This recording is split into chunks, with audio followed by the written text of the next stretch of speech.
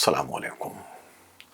Voice of America की Urdu service से मैं हूं खालिद हमीद और प्रोग्राम है खबरों से आगे। नाजरीन, फ़लस्तीनियों के लिए खुराक ले जाने वाले तकरीबन 100 ट्रकों को जंग से तबाहाल गजा में दाखिल होने के बाद पुरतशद्दुद हमले में लूट लिया गया। ये वाक़या 16 नवंबर को जंग से तबाहाल इलाके में खुराक की बिगड़ती हुई सूरत हाल के दौरान पेश आया। 13 माह से जारी जंग के दौरान ये इमदादी सामान के नुकसान का बदतरीन वाक़या था।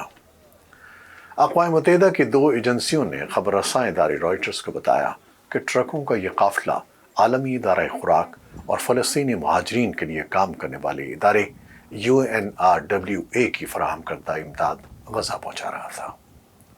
अक़वाम मुत्तहिदा के UNRWA के मुख़फ़्फ़फ़ से जाने जाने वाले इदारे की सीनियर एमरजेंसी ऑफिसर लुइस वॉटरिज ने बताया कि इस काफ़िले को इसराइल ने मुख्तसर नोटिस पर करीम शालूम नाम की सरहदी गुज़रगाह से एक गैर मानूस रास्ते से रवाना होने की हिदायत की थी।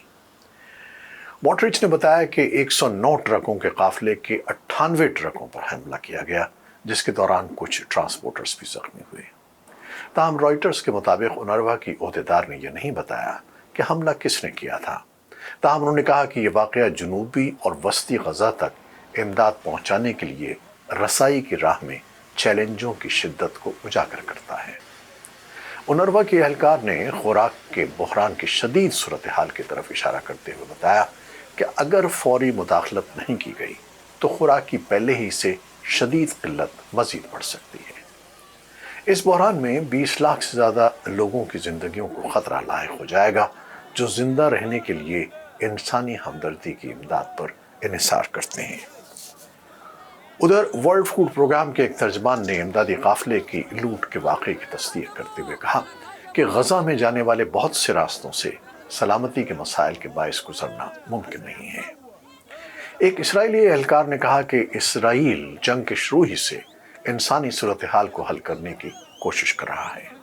उन्होंने बताया कि इमदादी सामान की तरसील के मुतालिक मसाइल का ताल्लुक अक़वाम मुत्तहिदा के इमदाद पहुँचाने के चैलेंजेस से है। अक़वाम मुत्तहिदा के एक एहलकार ने जुमे को कहा कि गजा में इमदाद की रसाई बहुत कम हो चुकी है और मैसूर पट्टी के शिमाली इलाके तक इमदाद का पहुँचाना तकरीबन नामुमकिन हो गया है।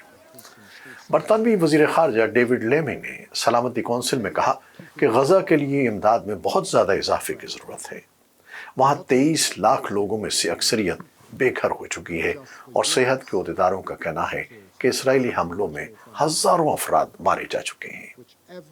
लेमी ने कहा कि सूरत हाल तबाहकुन है और बेहतर होने के बजाय दिन ब दिन बदतर होती जा रही है। सदर जो बाइडन की इंतज़ामिया ने भी इसी महीने नतीजा ये अखज़ किया था कि इसराइल इस वक्त गजा के लिए इमदाद रोकने की कोशिश नहीं कर रहा और यूं किसी कानून की खिलाफ वर्जी का मुर्तकिब भी नहीं हो रहा।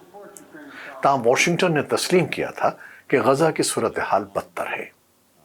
अमेरिका ने यह अंदाज़ा लगाने से पहले 13 अक्टूबर को इसराइल को एक ख़त में उन इक़दामात की एक फ़हरिस्त भेजी थी जो उसे गजा की बिगड़ती हुई सूरत हाल से निपटने के लिए 30 दिन के अंदर उठाने थे। उसमें यह भी खबरदार किया गया था कि अगर इसराइल ऐसा करने में नाकाम रहता है तो उसे अमरीकी फ़ौजी इमदाद के सिलसिले में नताइज का सामना करना पड़ सकता है। अक़वाम मुत्तहिदा में अमरीकी सफ़ीर लिंडा थॉमस ग्रीनफील्ड ने सलामती कौंसिल को बताया कि वाशिंगटन फ़लस्तीनियों के लिए हालात को बेहतर बनाने की इसराइल की कोशिशों का करीब से जायज़ा ले रहा है और हर रोज़ इसराइली हुकूमत से बात होती है।